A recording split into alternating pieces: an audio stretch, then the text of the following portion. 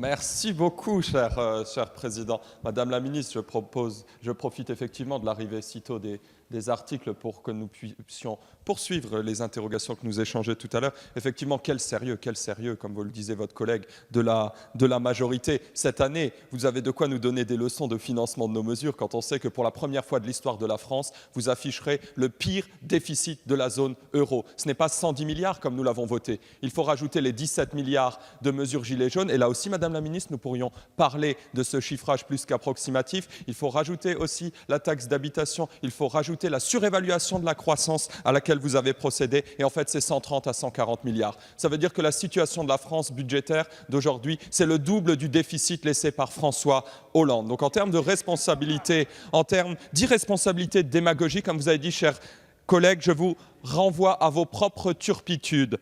En ce qui nous concerne, nous avons le courage, à côté de cette PPL, d'assumer et de proposer 20 milliards d'euros d'économies, documentées, chiffrées. Nous avons le courage de proposer un plafonnement du cumul des aides sociales pour avoir une revalorisation réelle derrière du travail. Et nous vous disons, chiche, accompagnez-nous sur ces mesures de revalorisation du pouvoir d'achat des classes moyennes que défend ici Patrick Hetzel.